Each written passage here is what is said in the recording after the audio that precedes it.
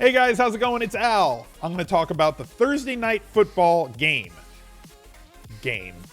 between the Miami Dolphins and the Houston Texans. We have a showdown slate that we have to talk about. We're going to go over different lineup combinations, the ways that you can attack cash games, the ways that you can attack tournaments, but realistically speaking, this game sucks. I don't know what else to tell you. Miami plays as slow as anybody. Houston has some intriguing parts. There are some value plays. We can't attack this slate, but it's not an exciting game, guys. This is not a game that anybody's like, man, I cannot wait to watch this island game with the Dolphins and the Texans. It's going to be a Thursday night party. No, it's not. This game sucks. But when you post DFS contests, somebody's going to play it. I'm going to be one of the guys that's probably going to get after it a little bit because there's money to be won. And people will make mistakes. So if you're going to play this tournament, you found the right video. This is what we're looking for. So if you could, please drop a like on this video. Subscribe to the channel if you've never been here before. I'd love to see you again. Ring that notifications bell so that you guys can get notified anytime I post new NFL or NBA content, which I do pretty much on a 6-day-a-week basis right here on YouTube. I'm also streaming 6 days a week on Twitch. Link for that is right down below in the description. Click that. You find all my other socials as well. So here's the tournament. They got the $10 tournament this week, which they've lowered. It's been $1 million to $1.25 million for Thursday and Monday night. But obviously, as the season kind of goes on, players aren't as excited to play. The player base kind of comes down a little bit. It condenses just a little bit. So they dropped the tournament to an $888,888 tournament. But they left it $10 for the entry fee. It seems that DraftKings could have made this like an $8 tournament, and it would have been like a whole fun thing. Hey, look, play the $8 tournament because it's $888K to first place, in the prize pool, and then have a bunch of eights and call it the Crazy 8 tournament. But they didn't, and so now there's this. So it's not a fun game, and then they didn't make it like a fun GPP and let's have fun. So it just kind of is what it is. As always in Showdown, I want to try and get the highest projected players in my captain spot. For me, Deshaun Watson, always going to be one of the highest projected guys on a slate, coming off of 2 really bad games where he's gotten completely trounced. The Dolphins play at a very, very slow pace, guys, like the slowest pace in the league. But playing in Houston and Brock Osweiler doing what he does, Deshaun Watson could have some extra chances with good field position, meaning that he could potentially reach his ceiling. He has had 2 bad games based on his floor. You notice his rushing is down from about 40 yards a game to 2 and 13. He isn't throwing the ball 40 times a game the last couple of games, albeit he played against 2 very, very good defenses. Now, this is one of the things that game log watchers they just look at this column here. They don't look at this column here. And when you're playing against Dallas and Indy and the Giants, you're going to score more points. You're going to have better offensive opportunities than when you play at Jacksonville. And Buffalo is kind of a sneaky good defense from time to time if their offense can not throw interceptions and not turn the ball over. So they have good pieces on defense, does Buffalo. It's going to be a defense that some weeks going to look really good, some weeks it's not. They looked really good in week 6 against Deshaun Watson and the Texans. So this could be a bounce back spot with the Miami defense. It's not very good, albeit the offense plays at such a slow pace that it could limit the opportunities offensively. I do like Deshaun Watson here. As always, he's got big game upside with his ability to connect on deep throws and his rushing ability. On the other side of that is Hopkins. He was limited at Monday's practice, something we're going to have to monitor as the week goes on. No wide receiver on this slate has as high of a ceiling as DeAndre Hopkins does. Definitely somebody that we're going to have to consider playing in our captain spot. Basically, I reserve the captain spot for 2 things. In cash, I just want the highest projected guy or guys. That's how I limit my captain spot. I expand the captain spot for tournaments. I'll still have a high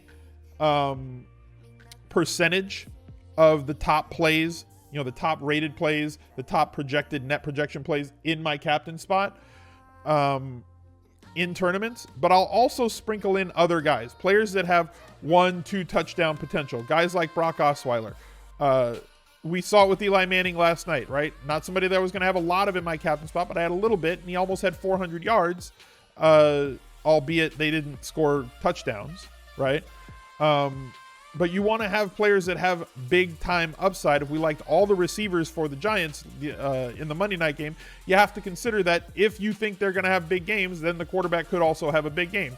It's obviously a smaller percentage of the time that Osweiler is going to have a game-breaking or a slate-breaking captain's type performance than somebody like DeAndre Hopkins, but the possibility remains that he could do that. Lamar Miller could run in a couple of touchdowns against this team. He did have his best game of the season in the last game. My problem is his lack of inclusion in the passing game. Miami is missing a whole lot of wide receivers. Albert Wilson, out. Kenny Stills, out. That kind of opens up two guys. Jakeem Grant could see more time, could see more targets this week, has big playability, and you can double dip if you play him and the Dolphins defense and he returns a kick, because that is the best part of his game. The most explosive part of his game is his kick returning ability. If you play the defense and him, and he returns a touchdown, you get the points for him if you played him in your lineup for that touchdown, and you get the points for the defense. That's called a double dip. So if you have Dolphins defense plus him, that gives you that. And Devontae Parker, by default, the two sweetest words in the English language, actually gets to play this week and is priced down at $3,400. As reluctant as their coach is to play him, Devontae Parker going to see a massive increase in snaps, more than likely a massive increase in routes run, and therefore should see more targets just by actually being on the field this week. So as ugly as this slate is, let's take a look at a few types of lineups that we can build. If we plug in Deshaun Watson into the captain spot, what else can we possibly fit? If we're going to play him, I'm either going to play Hopkins or Fuller. Might play both in some tournament lineups, but probably not going to play both in a lot of different lineups. Kenyon Drake or Lamar Miller, probably going to go with Miller there. You can go with, let's look at a kind of a Houston stack and then bring it back with a couple of people, right? So if we bring it back with Parker, that leaves us 4.8. Here's the gap, right? Here's the backup quarterbacks. They've narrowed the gap. So from Kenyon Drake at 7K, Amendola 6,800. Theoretically, this wouldn't have been a gap, but they're out. So now the gap goes down to 5K, and Kiki Kuti might be out. So now you're looking at 6,800 to a 4,600 gap, right? And we've got 4,600 remaining. So can we get one of these other dudes in? Can you play Drake and then you need a 2,600 player?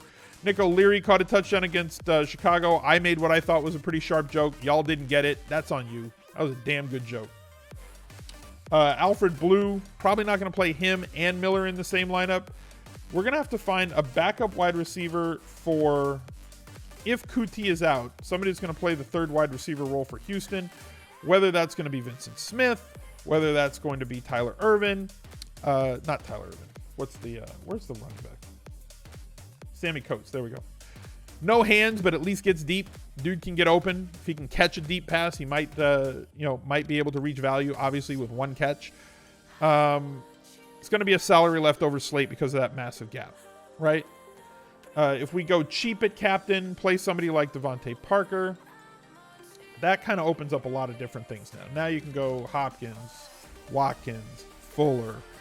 You might even be able to go Drake. And then Jakeem Grant, right? You can fit a bunch of different things into this lineup. You can go a bunch of different ways, however you want to do it. My question is, they think Irvin might run some slot? Yeah. I just think that I don't know. I'm just not a fan. I'm not of Irvin. I'm not a fan of this game. This game is tilting me. Just the fact that Thursday night football becomes just the worst games as the season rolls on. And then games get flexed, which is why we got the Chiefs off the main slate the last couple of weeks. Right now they're back on the main slate finally, because games get flexed out to Sunday night and Monday night because those are the primary traffic drivers. Thursday night football kind of exists because every team has to get a primetime game based on the collective bargaining agreement. So to get games on primetime, they take a really bad game with two teams that probably aren't going to be on Sunday night or Monday night football at all during the year, and they pull that game out of the slate, out of the schedule, and throw that on Thursday night just to get them there. Tyler Ervin, good value play. Everybody's going crazy on me in the chat. You want to build a Tyler Ervin lineup in case he's out? I mean, we're not going to put him at captain, right? So chat, pick a captain. Who do you want? So I'll plug in Ervin here and we'll see what we can do. So let's plug in the cheaper guys first. I'll let chat pick a captain. So we'll plug in Devontae Parker at flex. We'll plug in Irvin, 1,400. Which captain do you want? You want Watson at captain. Okay. Chat wants Watson. Not there. Here. So chat wants Watson at captain. Now, do you want Fuller, Hopkins, or both? Which one do you want, chat? Then the Brocket ship. Okay. You can pick one of Fuller or Hopkins. Pick one. Because then that's going to leave us with a mid-range. So if we play him, we have 7,600. Lamar Miller, boom. If we go with Fuller, we have 9,400. You can have anybody you want. We're not going to play Tanny. I think that one's probably the better one, right? So, like, if Kuti is out and that becomes a thing, then you just kind of do that. I think there's a lot of both. You can't fit both unless you come down off of Osweiler, and y'all said you wanted Osweiler. So that's kind of the look at it, guys. There's a lot of different ways that you can go on this Thursday night, but some of it's going to be injury dependent. You have to look out for Kiki Kuti's injury and find out who's going to fill that slot role, whether it's going to be one of those other backup wide receivers or whether they're going to run Irvin in the slot. You have to find out if you, if you actually want to play this slate. The one thing that we do know is that Devontae Parker is going to be somebody who gets a lot of run. He's going to be one of the higher owned plays in the slate, whether it's in the captain or in the flex spot. And then it comes down to your designation and what you pick. Play these slates for fun. Okay? Sunday slates are to make money. Thursday slates, Monday night slates, Sunday night slates. Those are the ones that you play for entertainment purposes. That's how I do it. I play them very casually.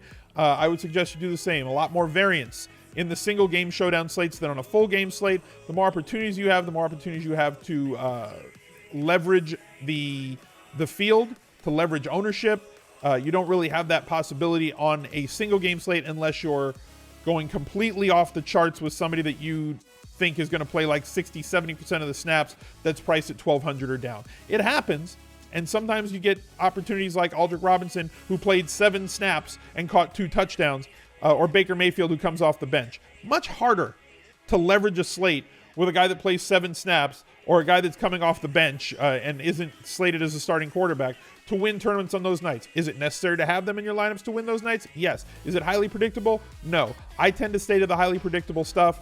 That gives me the best chance to win. I did take down one of these tournaments on Monday night 2 weeks ago. That's going to be continuing to be my process, but I'm going to continue playing these slates very casually. I'd suggest that you do the same. So thank you guys for being here. If you would be so kind, the subscribe button's right there. Here's another video for you guys to check out, and I'll catch up to you later. Thanks for being here. Bye.